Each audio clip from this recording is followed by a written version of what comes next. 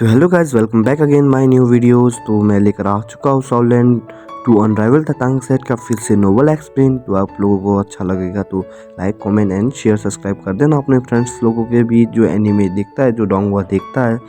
तो चलो स्टार्ट करते हैं अभी एक्सप्लेनेशन को। Thank you for watching.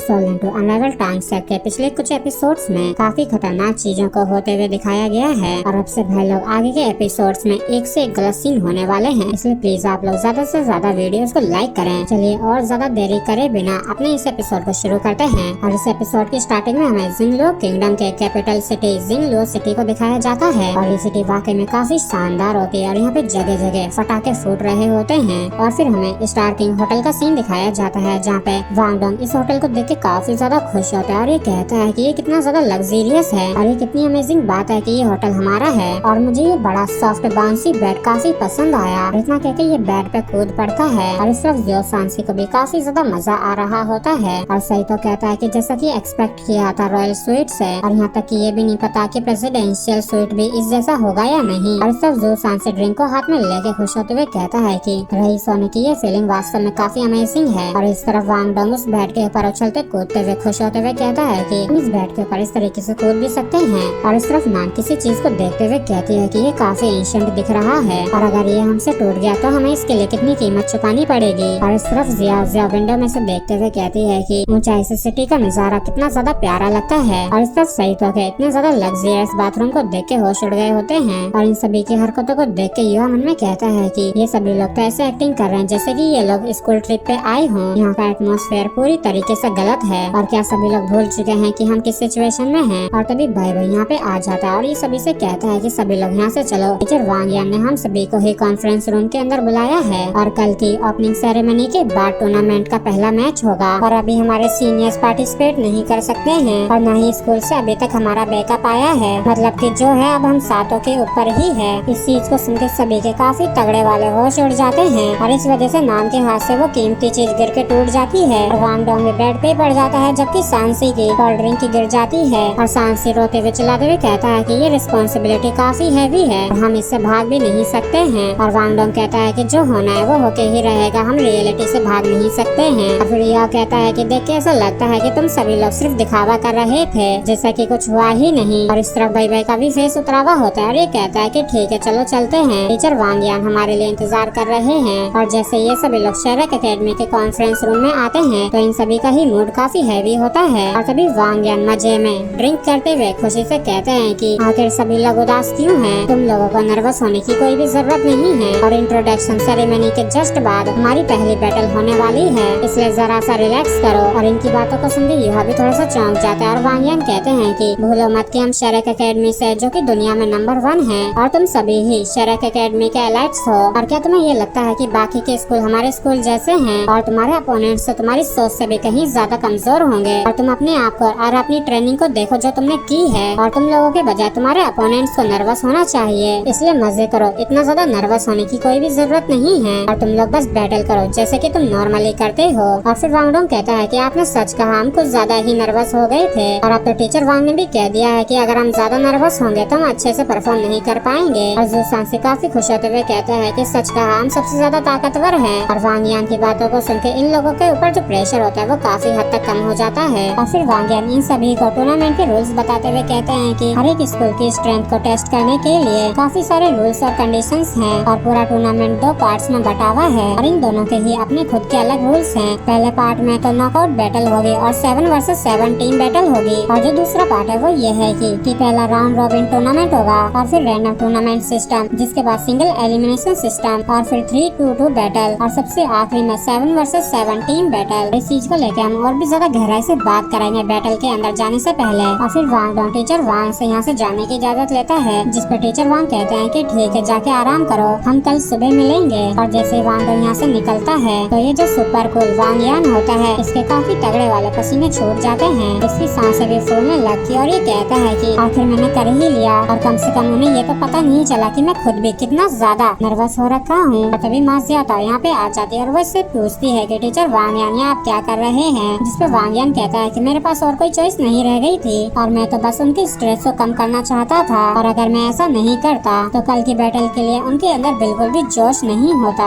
और तुम लोगों को कितने दिन लगेंगे अपनी इंजरीज को रिकवर करने में। जिसपे लिन चैन कहती है कि मेरी इंजरीज सबसे कम है तो मुझे कम से कम 10 दिन लगेंगे, और डाई यान कहते हैं कि मुझे 70 डेज की जरूरत है, और मा जियाओताओ कहती है कि अगर मैं अपना पूरा जोर भी लगा दूं तब भी मुझे कम से कम 15 दिन तो लगेंगे। और इस चीज को सुन के वांग यान का काफी तगड़ा वाला चेहरा उतर जाता है और फिर ये कहते हैं कि तो फिर हमें कम से कम 4th मैच तक का इंतजार करना होगा, और क्या बिना बैकअप के वो 3rd मैच तक भी क्या टिक पाएंगे, और हम सिर्फ उम्मीद कर सकते हैं कि वो लोग हमारा पहला मैच जीत जाएं, क्योंकि अगर हम पहला ही मैच हार जाते हैं तो ये काफी ज्यादा शर्मनाक होगा। और वांग यान के इस रोने धोने को देख के तीनों सीनियर्स यहाँ से चले जाते हैं। जब ये सातों यहाँ से लौट के जा रहे होते हैं तब यह कहता है कि सच कहूँ तो मुझे ऐसा लगता है कि टीचर वांग यान ने बस वो सब कुछ हमारा उत्साह बढ़ाने के लिए ही कहा था। तो वांग डोंग कहता है कि कुछ भी क्यों ना कह लो हम डिसएडवांटेज में हैं, और फिर यह कहता है कि दूसरी स्कूल भी हारना नहीं चाहती होंगी तो पक्का उनके मेन फाइटर्स ही पार्टिसिपेट करेंगे। चलो छोड़ो, वैसे भी ज्यादा सोचने से कोई मतलब नहीं निकलेगा, हमें चल के अपने आप को ट्रेन करना चाहिए और हमें हर हालत में कल का मैच जीतने की जरूरत है। जिसके बाद ये सभी लोग ही अपनी अपनी ट्रेनिंग करना शुरू कर देते हैं, क्योंकि नर्वस होना चलता है और चिंता होना भी चलता है। ये लोग भी अच्छे से जानते होते हैं कि अभी ये लोग सिर्फ हार्ड वर्क ही कर सकते हैं, और बैकअप मेंबर्स ये उम्मीद लगाए हुए होते हैं कि वो लोग स्कूल के लिए पहले मैच में जीत हासिल कर सकें। और हर किसी को कल को लेके बेचैनी हो रही होती है। और इसी के साथ फ्रेंड्स एपिसोड भी हमारा यहीं पे खत्म होता है। अगर आप लोगों को वीडियो अच्छा लगा तो प्लीज चैनल को सब्सक्राइब और वीडियो को लाइक करना ना भूलें। Thank you.